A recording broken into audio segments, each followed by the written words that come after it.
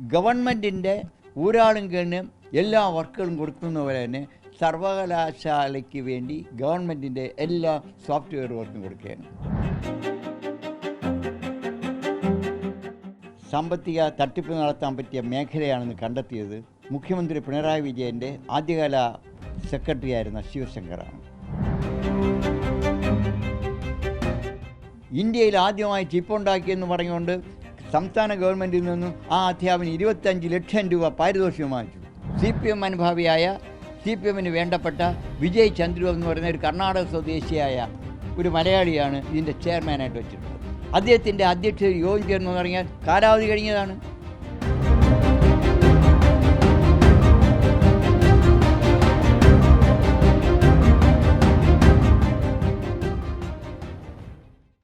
നമസ്കാരം. പിണറായി സർക്കാരിൻ്റെ കാലത്ത് ഡിജിറ്റൽ സർവകലാശാല വിവാദങ്ങളുടെ കേന്ദ്രമായിരുന്നു. നിരവധി തട്ടിപ്പ് ആരോപണങ്ങൾ, സാമ്പത്തിക ക്രമക്കേടുകളുമായി ബന്ധപ്പെട്ടുള്ള ആരോപണങ്ങളെല്ലാം തന്നെ ഡിജിറ്റൽ ബന്ധപ്പെട്ട് നിറഞ്ഞു നിന്നിരുന്നു. പ്രത്യേകിച്ച് ചിപ്പുമായി ബന്ധപ്പെട്ടെല്ലാം തന്നെ നിരവധി ആരോപണങ്ങൾ ഉയർന്നു നിന്നിരുന്നു. എന്തായാലും നിലവിലിപ്പോൾ ഈ സർവകലാശാലയുമായി ബന്ധപ്പെട്ട് ഗുരുതരമായ സാമ്പത്തിക ക്രമക്കേടുകൾ നടന്നിട്ടുണ്ട് എന്നുള്ള ഏറ്റവും പ്രധാനപ്പെട്ട റിപ്പോർട്ടാണ് പുറത്ത് വരുന്നത്. അതായത് CAGയുടെ ഓഡിറ്റ് റിപ്പോർട്ട് നിലവിലിപ്പോൾ പുറത്ത് വന്നിരിക്കുന്നു. സേവ് യൂണിവേഴ്സിറ്റി ക്യാമ്പയിൻ കമ്മിറ്റിക്ക് വിവരാവകാശ നിയമപ്രകാരം ലഭിച്ച വിവരങ്ങളുടെ അടിസ്ഥാനത്തിലാണ് ഇത്തരത്തിൽ ഗുരുതരമായ ക്രമക്കേട് ഈ സർവകലാശാലയിൽ നടന്നിട്ടുണ്ട് എന്നുള്ള കാര്യം ഇപ്പോൾ പുറത്ത് വരുന്നത്. ഈ ഒരു സാഹചര്യത്തിൽ ഇന്ന് മറുനാടനോട് പ്രതികരിക്കുകയാണ് സേവ് യൂണിവേഴ്സിറ്റി ക്യാമ്പയിൻ കമ്മിറ്റിയുടെ ചെയർമാനായ RS ശശികുമാർ. സാമ്പത്തിക തട്ടിപ്പ് മാത്രം ലക്ഷ്യം വെച്ച് CPMൻ്റെ നേതൃത്വത്തിൽ രൂപീകരിച്ച ഊരാളുങ്കൽ സൊസൈറ്റിക്ക് സമാനമായ ഒരു സർവകലാശാലയാണ് ഡിജിറ്റൽ സർവകലാശാല. ഇന്ത്യയിൽ ഒരിടത്തും തന്നെ ഡിജിറ്റൽ സർവകലാശാല ഉണ്ടായിട്ടില്ല. ഇത് ആദ്യമായി കേരളത്തിലുണ്ടാകുന്ന ഒരാശയമാണ്. നിർമ്മാണ പ്രവർത്തനങ്ങൾക്ക് വേണ്ടി ഊരാളുങ്കൽ സൊസൈറ്റിയിലൂടെ നിർമ്മാണ പ്രവർത്തനത്തിൻ്റെ പേരിൽ കോടികൾ തട്ടിക്കുന്നതായിട്ടുള്ള വ്യാപകമായ ആക്ഷേപമുള്ളത് ഒരു പരിധിവരെ ശരിയുമാണ്. അതിന് സമാനമായി നമ്മുടെ സോഫ്റ്റ്വെയർ മേഖലയിൽ സോഫ്റ്റ്വെയർ ഇൻസ്റ്റലേഷൻ തുടങ്ങിയ കാര്യങ്ങൾക്ക് വേണ്ടി ഗവൺമെൻറ് എല്ലാ വർക്കും കൊടുക്കുന്നത് ഡിജിറ്റൽ സർവകലാശാലയ്ക്കാണ്. അപ്പോൾ സോഫ്റ്റ്വെയർ വലിയ ഒരു സാമ്പത്തിക തട്ടിപ്പ് നടത്താൻ പറ്റിയ മേഖലയാണെന്ന് കണ്ടെത്തിയത് മുഖ്യമന്ത്രി പിണറായി വിജയൻ്റെ ആദ്യകാല സെക്രട്ടറി ആയിരുന്ന ശിവശങ്കറാണ്. അദ്ദേഹത്തിൻ്റെ ബുദ്ധിയിൽ ഉദിച്ച ആശയമാണ് ഡിജിറ്റൽ സർവകലാശാല. ഡിജിറ്റൽ സർവകലാശാലയുടെ ആക്ട് തന്നെ തയ്യാറാക്കിയിരിക്കുന്ന അതിൻ്റെ അടിസ്ഥാനത്തിലാണ്. വർഷങ്ങൾക്ക് മുമ്പ് ടെക്നോ പാർക്കിൽ സ്ഥാപിച്ച IIIT എന്ന് പറയുന്ന ഒരു സെക്ഷൻ 8 കമ്പനിയുണ്ട്. ആ കമ്പനിയെ ഡിജിറ്റൽ യൂണിവേഴ്സിറ്റി ആയിട്ട് അപ്ഗ്രേഡ് ചെയ്യുന്നു എന്നാണ് അസംബ്ലിയിലെല്ലാം പറഞ്ഞിരുന്നുവെങ്കിലും ഇപ്പോൾ IIIT അവിടെ നിലനിൽക്കുന്നതുകൊണ്ട് സമാന്തരമായി ഡിജിറ്റൽ സർവകലാശാല ആരംഭിച്ചു. ഡിജിറ്റൽ സർവകലാശാലയുടെ ആക്റ്റിൽ പറഞ്ഞിരിക്കുന്നത് ഫണ്ട് സ്വന്തമായിട്ട് മൊബിലൈസ് ചെയ്യുന്നു. സർക്കാരിൻ്റെ പദ്ധതി ഫണ്ടോ കൊടുക്കേണ്ട ആവശ്യമില്ല. വിദ്യാർത്ഥികളെ MBA തുടങ്ങിയ കോഴ്സുകൾ പഠിപ്പിക്കുന്നു. ആ യൂണിവേഴ്സിറ്റിയിലെ അധ്യാപകരെല്ലാവരും എൻ്റർപ്രനേഴ്സ് ആയിരിക്കും. അവർക്ക് സ്വന്തമായിട്ട് കമ്പനി രജിസ്റ്റർ ചെയ്ത് തുടങ്ങാം. അതിലൂടെ ആ കമ്പനിയിൽ വിദ്യാർത്ഥികൾക്ക് ട്രെയിനിങ് കൊടുക്കാം. അപ്പോൾ ഇവിടെ പഠിച്ചു വരുന്ന വിദ്യാർത്ഥികൾ വളരെ വെൽ ട്രെയിൻഡ് ആയിട്ടുള്ള വിദ്യാർത്ഥികൾ ഡിഗ്രി എടുത്ത് പുറത്തു വരും. അവർ ഏത് കമ്പനിയിലും അവർക്ക് വർക്ക് ചെയ്യാനായിട്ട് വളരെ മുൻതൂക്കം കിട്ടും. ആ വിദ്യാർത്ഥികൾക്ക് പഠിച്ചുകൊണ്ടിരിക്കുമ്പോൾ തന്നെ ഏണിങ്ങിനുള്ള അവസരമുണ്ട്. ഇതെല്ലാമാണ് പറഞ്ഞിരുന്നത്. പക്ഷേ ഇവിടെ നടക്കുന്നത് എന്താ? അധ്യാപകന്മാർ ഒരു കമ്പനിയല്ല, ഓരോ അധ്യാപകന്മാരും 4, 5, 6 കമ്പനികൾ രജിസ്റ്റർ ചെയ്തിട്ടുണ്ട്. ഈ IIITയിൽ ജോലി നോക്കിയിരുന്ന യാതൊരു യോഗ്യതയുമില്ലാത്ത അധ്യാപകരെ UGC വ്യവസ്ഥയിൽ യൂണിവേഴ്സിറ്റിയിലേക്ക് മാറ്റി. അവർ UGC വ്യവസ്ഥ അനുസരിച്ച് പ്രൊഫസറാകാനോ അസോസിയേറ്റ് പ്രൊഫസറാകാനോ യോഗ്യമായിട്ടുള്ളവരല്ല. അവിടെയുള്ള പല ആൾക്കാരും നോൺ ടീച്ചിങ്ങായി ഡെപ്യൂട്ടി രജിസ്ട്രാർ, ലൈബ്രറിയൻ ഉൾപ്പെടെയുള്ളവരെല്ലാം തന്നെ യാതൊരു യോഗ്യതയില്ലാത്ത ആൾക്കാരാണ്. അപ്പോൾ അവരെല്ലാവരും പ്രൊഫസറുടെ ശമ്പളവും വാങ്ങുന്നുണ്ട്. അവർക്കെല്ലാവർക്കും ഓരോ 1, 2, 4 കമ്പനികളുണ്ട്. അപ്പോൾ ഗവൺമെൻറ്റിൻ്റെ ഊരാളും കേണിനും എല്ലാ വർക്കുകളും കൊടുക്കുന്ന പോലെ തന്നെ സർവകലാശാലയ്ക്ക് വേണ്ടി ഗവൺമെൻറ്റിൻ്റെ എല്ലാ സോഫ്റ്റ്വെയർ വർക്കും കൊടുക്കുകയാണ്. ആ വർക്കുകൾ അവർ വാസ്തവത്തിൽ ഔട്ട്സോഴ്സ് ചെയ്യാണ്. ഈ കമ്പനി പേരിൽ മാത്രമേ ഉള്ളൂ, അവർക്ക് കമ്പനിയോ സ്റ്റാഫോ ഒന്നും തന്നെയില്ല. ഇവരിതിനെ ഔട്ട്സോഴ്സ് ചെയ്യും. ഔട്ട്സോഴ്സ് ചെയ്തിട്ട് അതിനിടയിൽ കിട്ടുന്ന ലാഭമാണ് ഇവിടെ സ്വന്തം ലാഭം. അങ്ങനെ കമ്പനി ഇല്ല എന്നുള്ളതാണ്. കമ്പനി പേരിൽ മാത്രമേ കമ്പനി ഉള്ളൂ. ഈ അടുത്ത കാലത്ത് ഒരു അധ്യാപകൻ ചിപ്പ് ഉണ്ടാക്കിയെന്ന് പറയുന്നു.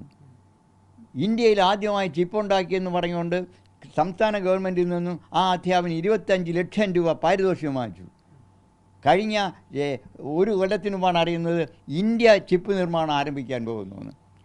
അപ്പോഴേക്കും വാസ്തവത്തിൽ പലരും അന്വേഷിച്ചു, നമ്മുടെ ഡിജിറ്റൽ യൂണിവേഴ്സിറ്റി ചിപ്പ് ഉണ്ടാക്കി 25 ലക്ഷം രൂപ ഒരു അവാർഡ് വാങ്ങിച്ചല്ലോ എന്ന് അന്വേഷിച്ചപ്പോഴാണ് അറിയുന്നത് ഇയാൾ ചൈനയിൽ നിന്ന് കളിപ്പാട്ടത്തിൽ വയ്ക്കാനുള്ള ഒരു ചിപ്പ് കൊണ്ടുവന്നാണ് നമ്മുടെ ചിപ്പാക്കി മാറ്റിയത്. അതേ മാതിരി ജനങ്ങളെ കബളിപ്പിക്കാനുള്ള ഒരു സ്ഥാപനമായി ഡിജിറ്റൽ സർവകലാശാല മാറി. ഈ ഡിജിറ്റൽ സർവകലാശാലയിൽ ഒരു ഉദാഹരണം കൂടി പറയാം. ഈ അടുത്ത കാലത്ത് നമ്മുടെ ഫിലിം ഡെവലപ്മെൻറ്റ് കോർപ്പറേഷൻ അവിടെ അവരുടെ ബഡ്ജറ്റ് 2 കോടി രൂപ മാറ്റിവെച്ചിരുന്നു പുതിയൊരു സോഫ്റ്റ്വെയർ ഇൻസ്റ്റാൾ ചെയ്യുന്നതിന് വേണ്ടി. അതായത് നമ്മുടെ തിയേറ്ററുകളിൽ ടിക്കറ്റ് എടുക്കുമ്പോൾ തന്നെ ആ ടിക്കറ്റിൽ അത് തിയേറ്ററിൻ്റെ ചാർജ്, കോർപ്പറേഷൻ ടാക്സ്, ഡിസ്ട്രിബ്യൂട്ടർ കൊടുക്കേണ്ട പണം, ഫിലിം പ്രൊഡ്യൂസർക്ക് കൊടുക്കേണ്ട പണം, ഇതെല്ലാം ഒന്നിച്ച് വരും. അപ്പോഴേക്കും യാതൊരു വീഴ്ചയും സംഭവിക്കാതെ, യാതൊരു കളവും സംഭവിക്കാതെ അവർക്ക് കിട്ടേണ്ട പണം കൃത്യമായിട്ട് കിട്ടുന്ന ഒരു സോഫ്റ്റ്വെയർ. അത് നല്ലൊരു ആശയമാണ്. ടിക്കറ്റ് എടുക്കുമ്പോൾ തന്നെ അവർക്കെല്ലാം കിട്ടും. അതിൽ 1 രൂപ വെച്ചൊരു ടിക്കറ്റിന് ഡിജിറ്റൽ സർവകലാശാലയും കിട്ടുമെന്ന നിലയിൽ ഒരു സോഫ്റ്റ്വെയർ ഉണ്ടാക്കാൻ ഡിജിറ്റൽ യൂണിവേഴ്സിറ്റി ഏൽപ്പിക്കുന്നു. അതിൻ്റെ ബഡ്ജറ്റ് പ്രൊവിഷൻ 2 കോടി രൂപയാണ്. സജി ചെറിയാൻ്റെ ബുദ്ധിയിൽ ഉദിച്ച ആശയമാണ്. അത് ഡിജിറ്റൽ സർവകലാശാലയ്ക്ക് കൊടുത്തു. ഡിജിറ്റൽ സർവകലാശാലയുടെ വൈസ് ചാൻസലർ 10 കോടി രൂപയ്ക്ക് ടെൻഡർ എടുത്തു. 2 കോടി രൂപയ്ക്ക് അകത്ത് തീരേണ്ട വർക്ക് 10 കോടി രൂപയിൽ എടുത്തിട്ട് 8 കോടി രൂപ തട്ടിയിരിക്കുക. 2 കോടി രൂപയ്ക്ക് ആ വർക്ക് തീരും. ഇതുപോലെ കോടിക്കണക്കിന് രൂപ നമ്മുടെ സംസ്ഥാനത്തെ പണത്തിൻ്റെ ഭീമമായ തുക ഡിജിറ്റൽ സർവകലാശാല വഴി, അവിടെയുള്ള ചില അധ്യാപകർ വഴി, അവരുടെ കമ്പനികളുടെ പേര് പറഞ്ഞ് പുറത്തു പോയിരിക്കുകയാണ്. ഇത് മുഖ്യമന്ത്രിയുടെ അന്നത്തെ മുഖ്യമന്ത്രിയുടെ തൊട്ടടുത്തുള്ള ബന്ധുക്കൾ ഉൾപ്പെടെയുള്ളവർക്ക് ഇതിൻ്റെ പണം വിഹിതം പോയിട്ടുണ്ട്. ഇത് തന്നെയാണ് ഊരാളുങ്കലും ഉള്ളത്. ഊരാളുങ്കൽ 10 കോടി രൂപയ്ക്ക് എടുക്കേണ്ട വർക്ക് 50 കോടി രൂപയ്ക്ക് എടുക്കുക, എടുത്തതിന് ശേഷം 40 കോടിയും സ്വന്തമാക്കുക. അപ്പോൾ ഞാൻ ഈ പറയുന്നതെന്ന് വെച്ചാൽ ഈ നമ്മുടെ ഒരു വ്യക്തമായ ഒരു ഓഡിറ്റ് കൃത്യമായി കണ്ടെത്തിയാൽ ഊരാളുങ്കൽ കിടക്കുന്ന മിച്ചം പണവും കട്ടെടുത്ത പണവും അതേപോലെ ഡിജിറ്റൽ സർവകലാശാല കട്ടെടുത്തിരിക്കുന്ന പണവും മാത്രം തിരിച്ചു പിടിച്ചാൽ, ഇന്ന് ഇപ്പോൾ ഒരു കോൺട്രവേഴ്സി ഉണ്ടായിട്ടുണ്ട്. കേരളത്തിലെ സർക്കാർ ജീവനക്കാർക്കും പെൻഷൻകാർക്കും DA അരിയർ കൊടുത്തിട്ടില്ല എന്ന്. 40,000 കോടി രൂപയാണ് അരിയർ കൊടുക്കാനുള്ളത്. ഈ പൈസ കിട്ടുകയാണെങ്കിൽ അവരുടെ അരിയർ കൊടുക്കാൻ കഴിയും.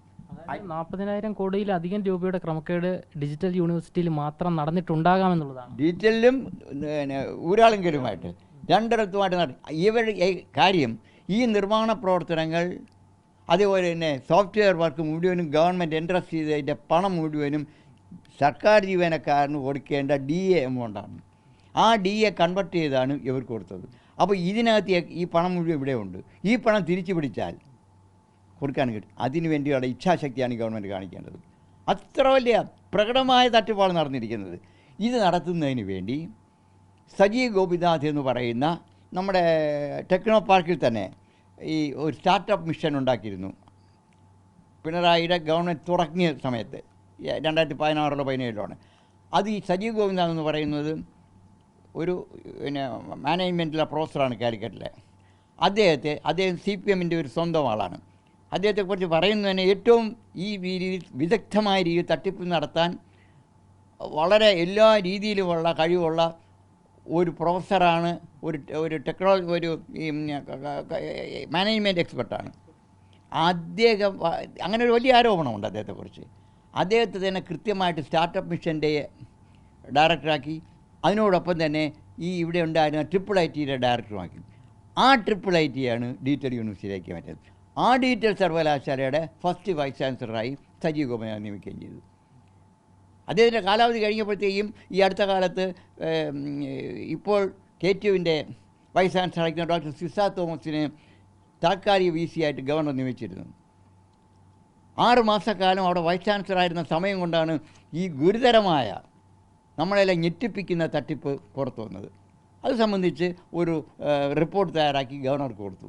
ഗവർണർ CAG അറിയിച്ചു. CAG ഓഡിറ്റ് നടത്താൻ ആവശ്യപ്പെട്ടപ്പോൾ അറിയുന്നത് ഈ യൂണിവേഴ്സിറ്റി ഉണ്ടായതിനു ശേഷം ഇതുവരെ ഓഡിറ്റ് നടത്തിയിട്ടില്ല. ഓഡിറ്റ് നടത്തുന്നതും വൈസ് ചാൻസലർ നേതൃത്വത്തിലുള്ള ഒരു ചെറിയ സ്റ്റാഫ്, ഒരു 1-2 പേരെ വെക്കും. അദ്ദേഹം തന്നെ നിയോഗിക്കും. അദ്ദേഹം നിയോഗിച്ചിട്ട് അവരെ കൊണ്ട് ഓഡിറ്റിൽ കുഴപ്പമില്ലാന്ന് കാണിക്കും. അവർ ഗവൺമെൻറ് ഓഡിറ്റാണ് മറ്റ് സർവകലാശാല നടത്തുന്നത്. അപ്പോൾ ഗവൺമെൻറ് ഓഡിറ്റ് നടന്നിട്ടില്ല, CAG ഓഡിറ്റ് നടക്കാത്തതുകൊണ്ട് ഓഡിറ്റ് നടത്തിയപ്പോഴാണ് ഞെട്ടിപ്പിക്കുന്ന ഈ സത്യങ്ങൾ പുറത്തു വന്നത്. ഇതിന് ആ തട്ടിപ്പ് റിപ്പോർട്ട് പുറത്തു വന്നപ്പോഴേക്കും ഇത് നിയമാനുസരണം അവിടുത്തെ ബോർഡ് ഓഫ് ഗവർണേഴ്സിൻ്റെ പരിഗണനയ്ക്ക് വയ്ക്കണം. ബോർഡ് ഓഫ് ഗവർണേഴ്സിൻ്റെ പരിഗണനയ്ക്ക് വയ്ക്കാൻ ബോർഡ് ഓഫ് ഗവർണേഴ്സിൻ്റെ കാലാവധി കഴിഞ്ഞു. CPM അനുഭാവിയായ CPMന് വേണ്ടപ്പെട്ട വിജയ് ചന്ദ്രു എന്ന് പറയുന്ന ഒരു കർണാടക സ്വദേശിയായ ഒരു മലയാളിയാണ് ഇതിൻ്റെ ചെയർമാനായിട്ട് വെച്ചിട്ടുള്ളത്. അദ്ദേഹത്തിൻ്റെ അധ്യക്ഷതയിൽ യോഗം ചേർന്നു പറഞ്ഞാൽ കാലാവധി കഴിഞ്ഞതാണ്. 2024 കാലാവധി കഴിഞ്ഞാൽ ഗവേണിംഗ് ബോർഡ് വിളിച്ചുകൂട്ടി ഈ ഓഡിറ്റ് ഒബ്ജക്ഷൻസിനെല്ലാം ക്ലിയർ ചെയ്തതായിട്ട് തീരുമാനമെടുത്തു. അതിനെതിരെ ഗവർണർക്ക് പരാതി കൊടുത്തു. ഗവർണർ തീരുമാനം നടപ്പിലാക്കുന്നത് തടയാൻ തീരുമാനിച്ചു. എന്തായാലും ഒരൊറ്റ ആവശ്യം മാത്രമേ നമ്മുടെ മുന്നിലുള്ളൂ.